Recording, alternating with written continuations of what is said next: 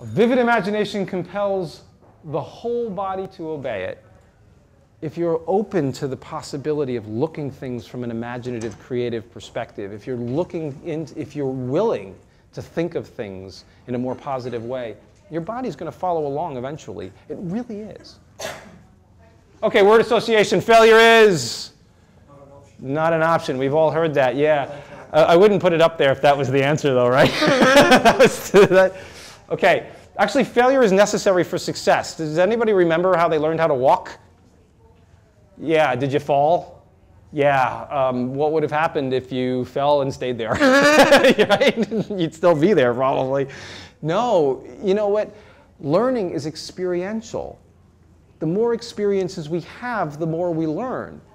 How many really, really successful people have you ever asked, did you ever learn anything from your failures?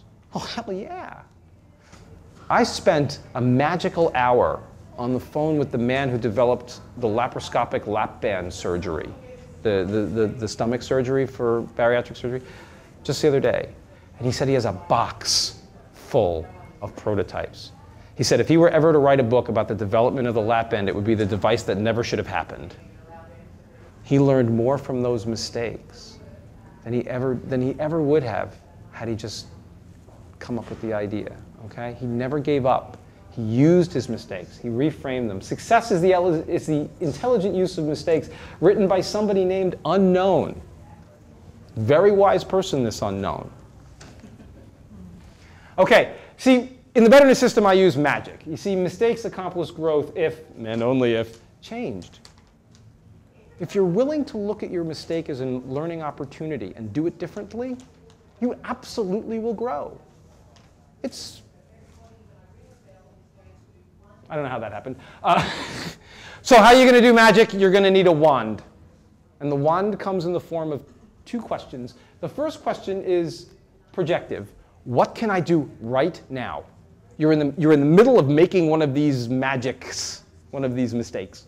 What can I do right now to accomplish a new direction? Ask yourself that. If you think you're in the middle, if you're waking up that morning and saying, oh man, I overslept, I'm not going to get...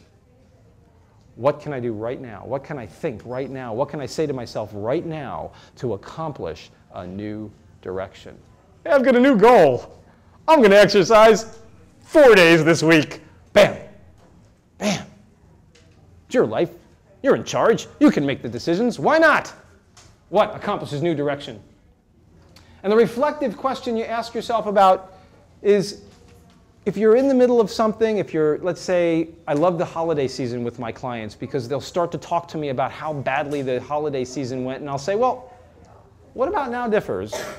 What about this year is different from last year? And they key right into it. They're all of a sudden, oh yeah, you know, I went to that party and I didn't eat the hors d'oeuvres. One of my favorite stories is this guy, he's got so aggravated with his wife. Can you believe this? Somebody actually got aggravated with their wife?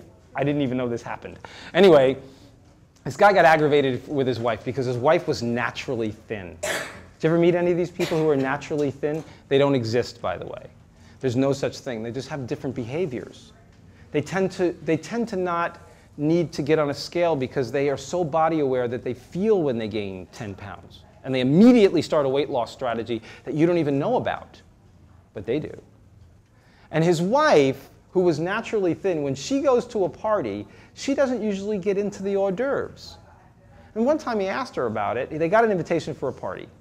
And she started talking about all the people that she was going to see at the party and all the connections she was going to make and all the wonderful conversations she was going to have. And he looks at the invitation and goes, I hope they have that really good shrimp cocktail they had last year. And wow, those pigs in the blanket. And I think they had those spinach wraps. He wasn't even aware there was going to be people at the party. It's a completely different way of thinking. So now his wand, his what about now differs is he's so excited because now when he gets the invitation for the party, he starts thinking about the people who are going to be there. He learned that from his wife. I didn't teach him that. I couldn't teach him that. I didn't know that. So if you get nothing else out of this,